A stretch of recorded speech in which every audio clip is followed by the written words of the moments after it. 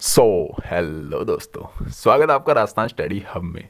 और आज अपन करने वाले हैं गुजरात एलएसए का एग्ज़ाम पेपर। यानी गुजरात में बोलते हैं live stock inspector and Rajasthan में बोलते हैं लाइव स्टॉक असिस्टेंट। तो फ़र्क ज़्यादा नहीं है, सिर्फ स्पेलिंग का ही फ़र्क है। वहाँ पे बोलते हैं इंस्पेक्टर, अपने यहाँ पे बोलते हैं असिस्टेंट। एंड वहाँ का आज अपन एग्ज़ाम पेपर सोल्व करके देखेंगे जो गुजरात में आया हुआ है, एंड उसमें किस प्रकार के क्वेश्चन आए हैं। एंड ये आपकी प्रिपरेशन के अंदर बहुत हेल्प करेगा। एंड अगर आप चैनल पे नए हो तो प्लीज़ चैनल को सब्सक्राइब कर दीजिएगा एंड वीडियो को लाइक कर दीजिएगा अगर वीडियो पसंद आए तो। एंड शेयर करना बिल्कुल भी मत भूलिएगा अपने दोस्तों के पास, क्योंकि वो भी लाभ उठा पाएँ यार, वो भी प्रिपरेशन कर रहे हैं, आपके साथ के हैं। एंड किसी को पीछे छोड़ना अपना मकसद नहीं है। और चलिए करके देखते हैं क्वेश्चंस को। एंड आप कमेंट कीजिएगा आपके कितने क्वेश्चन सही हो रहे हैं इस वीडियो के अंदर। तो चलिए पहले क्वेश्चन की तरफ चलते हैं। तो पहला जो क्वेश्चन है वो है serum calcium level is under direct control of. ठीक है, सीरम कैल्शियम लेवल सीधे किसके नियंत्रण में होता है? और ऑप्शन है इसका thyroid hormone, parathyroid hormone, insulin, glucagon. तो इसका जो राइट आंसर होगा दोस्तों वो होगा पैराथायराइड हार्मोन। ठीक है, सीरम कैल्शियम लेवल है वो पैराथायराइड हार्मोन के नियंत्रण में होता है।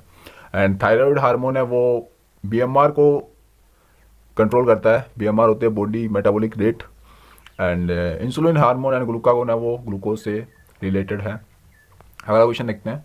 अगला क्वेश्चन है दोस्तों एस्चिया coli appears on stain as, यानी किस प्रकार का स्ट्रेन दिखाता है एस्चिया कोलाई?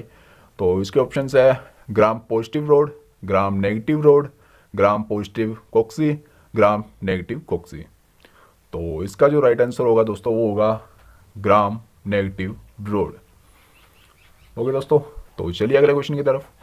अगला जो क्वेश्चन है वो है दोस्तों position of India in world with required to milk production, यानी मिल्क प्रोडक्शन में भारत कौन से स्थान में पर है वर्ल्ड के अंदर, यानी विश्व के अंदर? तो ऑप्शन है फर्स्ट, सेकंड, थर्ड और फोर्थ।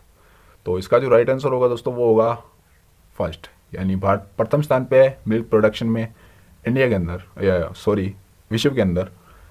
और अगला क्वेश्चन देखते हैं। अगला क्वेश्चन दोस्तों straining method use to differential live and dead spermatozoa is, यानी जो जिंदा और मरे हुए शुक्राणु हैं उनको अलग अलग करने के लिए कौन सा मेथड यूज़ करते हैं? ठीक है, स्ट्रेनिंग मेथड यूज़ करते हैं। और ऑप्शन है इसके Gram's method, eosin nigrosin method, methylene blue and none. तो इसका जो राइट आंसर होगा दोस्तों वो होगा ईओसिन न्यूगोसिन मेथड। ठीक है, यानी लाइव एंड डेड स्पर्मेटोजोआ को डिफरेंशियल यानी अलग अलग करने के लिए ईओसिन न्यूगोसिन जो मेथड है उसका यूज़ किया जाता है। अगला क्वेश्चन देखते हैं। अगला क्वेश्चन है bacteria responsible to cause mastitis. Mastitis को क्रिएट करने के लिए मेस्टाइटिस किस वजह से होता है, या कौन सा बैक्टीरिया है जिसकी वजह से मेस्टाइटिस होता है? मेस्टाइटिस होता है थानों का रोग होता है दोस्तों। एंड इसके ऑप्शन है Staphylococcus aureus, Escherichia coli and Streptococcus uberis and all of Abu.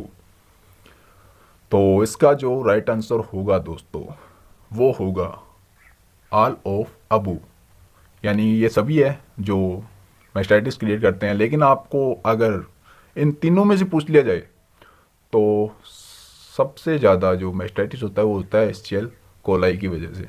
ठीक है, अगर पूछा जाए मतलब इन तीनों में से भी कौन सा ज़्यादा करता है, कौन की वजह से ज़्यादातर होता है, तो वो होता है एस्चियल कोलाई की वजह से। अगला क्वेश्चन देखते हैं। अगला क्वेश्चन है दोस्तों for histopathological technique tissue can be fixed by. अब ये हिस्टोपैथोलॉजिकल टेक्निक पहले तो होती है वो बता देता हूँ। हिस्टोपैथोलॉजिकल टेक्निक होती है दोस्तों कोई भी, मान लीजिए कोई भी एक बीमारी हो गई, ठीक है, मान लीजिए कैंसर हो गया, तो कैंसर सेल्स को निकाला जाता है। ठीक है, यानी उसको देखने के लिए माइक्रोस्कोप से निकाला जाता है। उस निकालने का प्रोसेस एंड देखने का प्रोसेस, उसके अंदर जो रसायन यूज होता है ना उसे बोलता है हिस्टोपैथोलॉजिकल टेक्निक। ठीक है, यानी एक टिश्यू निकाल लिया जाता है और उससे माइक्रोस्कोप से देखा जाता है स्टैंड करके भी इसके अंदर क्या काउज है, किस वजह से क्या बीमारी हुई है, वो सब है। तो उसका अपन को लेना देना नहीं है, बस याद पता होना चाहिए हिस्टोपैथोलॉजिकल टेक्निक होती है। इसके अंदर जो रसायन यूज़ किए जाते हैं उसके बारे में पूछ रहा है ये। तो पहला जो ऑप्शन है वो है फॉर्मेलिन 10%, दूसरा है जेलिन, अल्कोहल एंड साल्ट सॉल्यूशन। तो इसके अंदर जो यूज़ किया जाता है हिस्टोपैथोलॉजी की टेक्निक के अंदर, वो किया जाता है दोस्तों फॉर्मेलिन 10% का, ठीक है। और साल्ट सॉल्यूशन एंड फॉर्मेलिन का यूज़ बॉडी को प्रिजर्व करने के लिए भी किया जाता है दोस्तों, याद रखिएगा ये बात। आगे चलते हैं। अगला है most preferred anticoagulant of the study of blood morphology is, यानी ब्लड की स्टडी के लिए कौन सा एंटीकोगुलेंट यूज़ किया जाता है, मोस्ट प्रेफर्ड यानी ज़्यादातर, ठीक है। एंटीकोगुलेंट बनता है जो रक्त का थक्का नहीं बनने देते, ठीक है। स्टडी ऑफ ब्लड मतलब किसी भी रोग में अगर ब्लड निकाल रहे हैं आपकी बॉडी से, कभी निकाला ही होगा यार, को मलेरिया वलेरिया होगा किसी को तो निकाल लेते हैं। और उसके अंदर जो एंटीकोगुलेंट सबसे ज़्यादा यूज होता है दोस्तों, वो कौन सा होता है ये पूछ रहा है ये। तो ऑप्शन है sodium citrate, heparin, EDTA and non.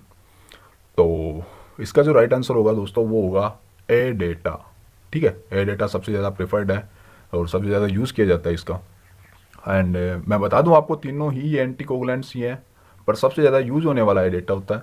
और हिपेरिन है वो प्राकृतिक और नेचुरल टाइप का एंटीकोगुलेंट है। सोडियम साइट्रेट एंड एडेटा ये नॉन नेचुरल है, मतलब प्राकृतिक नहीं है, कृत्रिम प्रकार के हैं। अगले चलते हैं क्वेश्चन की तरफ। अगला क्वेश्चन है what substance is in bee venom, यानी कि बी वेनम होता है दोस्तों, यानी कि मधुमक्खी के जहर में कौन सा पदार्थ पाया जाता है। सब्सटेंस का मतलब होता है पदार्थ, ठीक है। यानी मधुमक्खी के जहर में या विष में या डंक में कौन सा पदार्थ पाया जाता है। तो ऑप्शन है कैल्शियम फॉस्फेट, मायोस्टिन, पेप्सिन, नॉन। तो मधुमक्खी का जो डंक होता है ना दोस्तों, उसके अंदर जो पदार्थ होता है वो होता है मायोटिन, ठीक है। मायोटिन नाम का जहर पाया जाता है इसके अंदर, मधुमक्खी के डंक के अंदर। अगला चलते हैं, मधुमक्खी काटी है क्या, कमेंट्स में बताइए यार आप, ठीक है। अगला क्वेश्चन देख लेते हैं इतने अपन। अगला क्वेश्चन है world environmental day is celebrated on, अच्छा विश्व पर्यावरण दिवस कब मनाया जाता है। तो विश्व पर्यावरण दिवस कब मनाया जाता है भाई, आप बताओ। ऑप्शन है 15 अक्टूबर, 5 जुलाई, 15 जुलाई एंड 5 जून। तो इसका जो राइट आंसर होगा दोस्तों वो होगा 5 जून।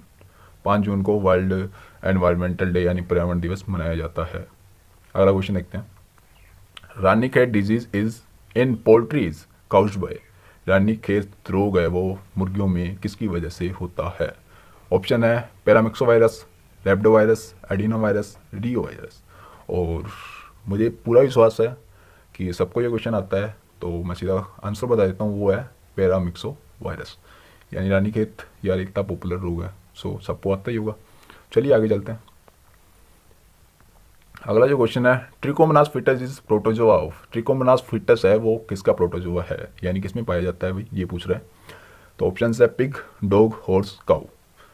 एंड इसका जो राइट आंसर होगा वो होगा दोस्तों काऊ, ठीक है। ट्राइकोमोनास फिटस एक प्रोटोजोआ होता है जो क्या बोलते हैं उसको, बोलते हैं ना, अबॉर्शन करवाता है यार, ठीक है। काऊ के अंदर अगर कैट ऑप्शन में होता तो वो भी सही होता है, एंड बुफेलो होता तो भी सही होता, ध्यान रखिएगा, ठीक है। इन तीनों के अंदर ये क्या है, अबॉर्शन करवाता है। पिग, डॉग एंड हॉर्स में नहीं करवाता, याद रखिएगा ये बात। आपको हो सकता है आपके एलएसए एग्जाम में आ जाए, गुजरात के एग्जाम में आया है, मतलब आपके एलएसए एग्जाम में आना भी कोई बड़ी बात नहीं है। एंड बहुत ही सिंपल क्वेश्चन है एंड बहुत ही सुपरफिशियल क्वेश्चन है, कोई डीप क्वेश्चन नहीं है। अगला देखते हैं। अगला क्वेश्चन है दोस्तों which blood cell is first line of defence, ठीक है। प्रथम प्रतिरक्षा, यानी कि जो लाइन को बोलते हैं, लाइन बोलते हैं, तो लाइन कौन सी होती है, यानी फर्स्ट लाइन ऑफ डिफेंस कौन सी कोशिकाओं को बोला जाता है, ब्लड सेल्स या रक्त कोशिकाओं को बोला जाता है। तो ऑप्शन है lymphocyte, plasma cell, macrophage and neutrophils. And जो राइट आंसर होगा वो होगा दोस्तों न्यूट्रोफिल्स, ठीक है। न्यूट्रोफिल्स को फर्स्ट लाइन ऑफ डिफेंस बोला जाता है। एंड मैक्रोफेजेस होती हैं, वो होती है मांसपेशियों या फिर ऊतकों के अंदर।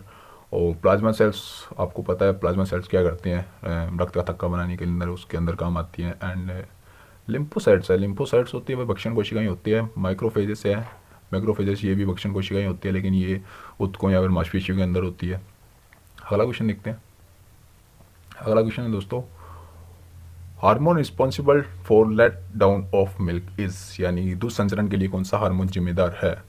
तो ऑप्शन है adrenaline, oestrogen, oxytocin and somatostatin. तो इसका जो राइट आंसर होगा दोस्तों वो होगा ऑक्सीटोसिन, ठीक है, यानी सबको पता होगा यार, ये सिंपल सा क्वेश्चन है बिल्कुल ही। अगला क्वेश्चन देखते हैं। एंड अगला क्वेश्चन है दोस्तों, the most accurate aid to animal selection is, यानी एनिमल्स यानी कि क्या बोलते हैं इसको, एनिमल्स को, हाँ, जानवरों में यार जानवरों की चयन प्रक्रिया में सबसे अच्छी जो चयन प्रणाली है वो कौन सी है? ठीक है, individual, pedigree, progeny, non.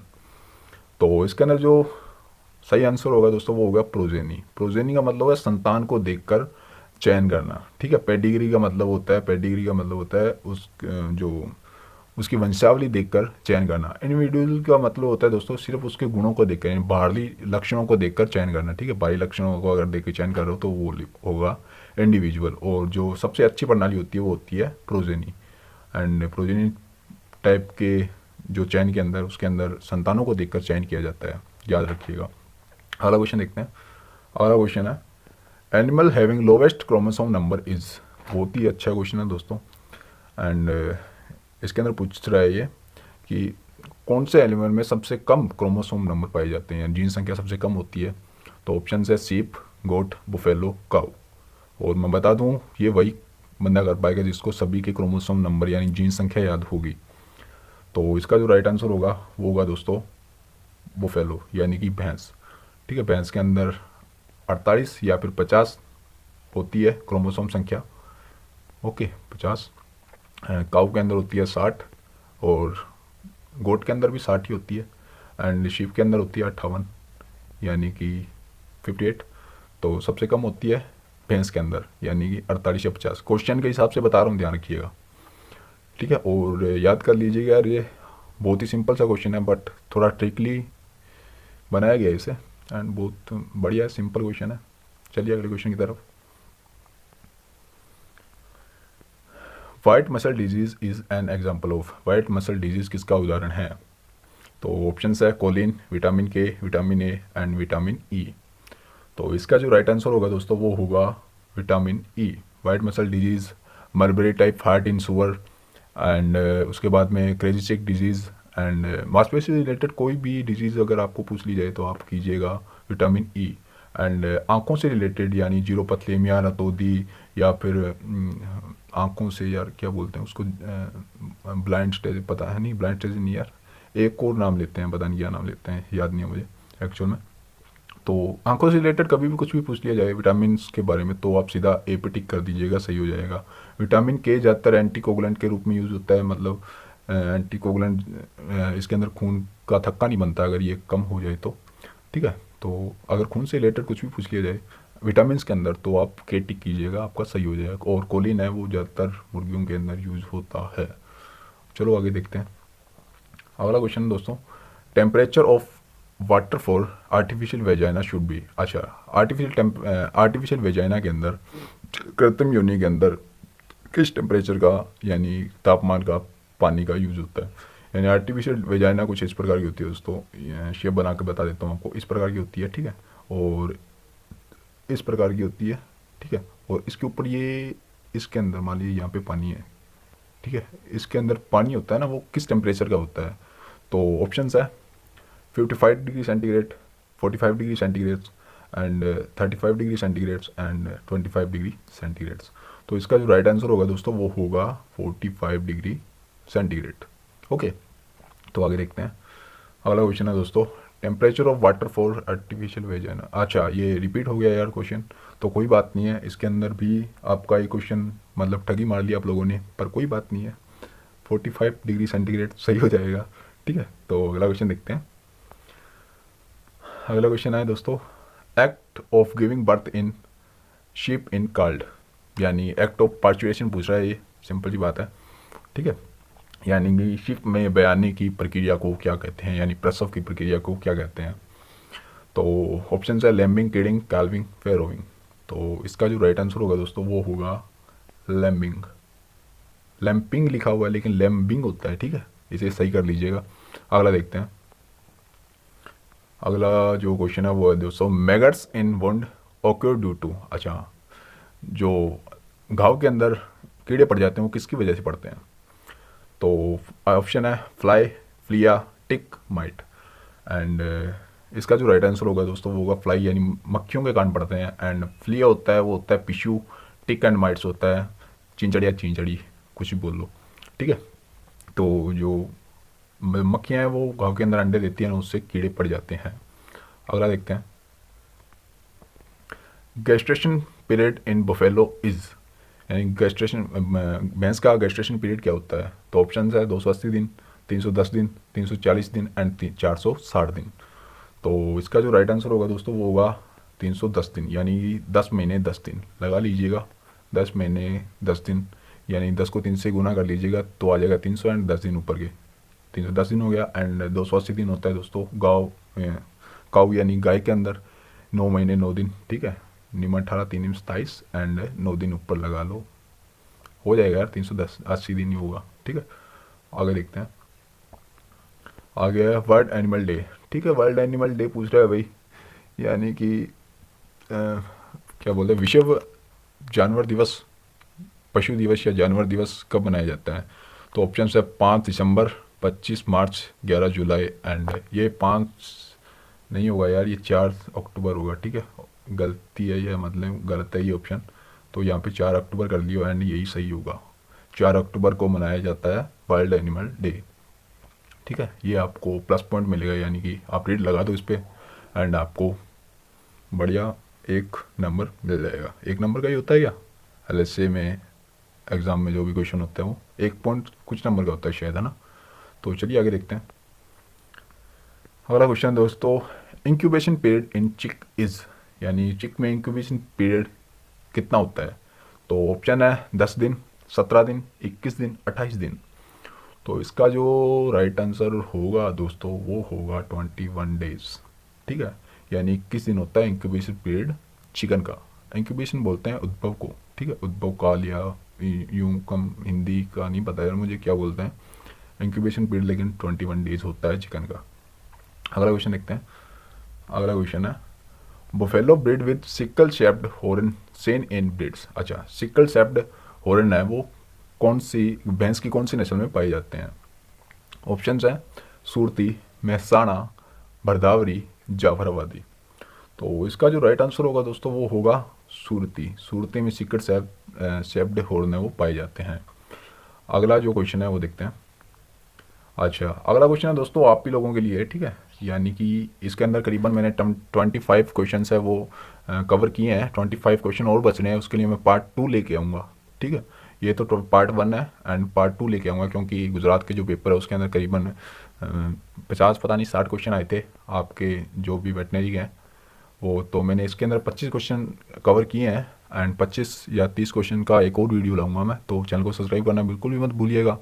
And इस क्वेश्चन का आंसर आप कमेंट्स में दीजिएगा और इस क्वेश्चन का आंसर मैं अगली वीडियो में बता दूंगा। इस वीडियो में नहीं बता रहा मैं, अगली वीडियो में बताऊंगा, ठीक है। एंड आप खुद दीजिएगा इसका आंसर, अगर पता हो तो कमेंट्स में लिख लीजिएगा। एंड क्वेश्चन कुछ ऐसे है, as per 19th livestock census total livestock population in India as, यानी कि 19वीं पशु गणना के अनुसार कुल पशुओं की संख्या कितनी थी भारत के अंदर। एंड ऑप्शंस है 512 million, 199 million, 300 million and 729 million.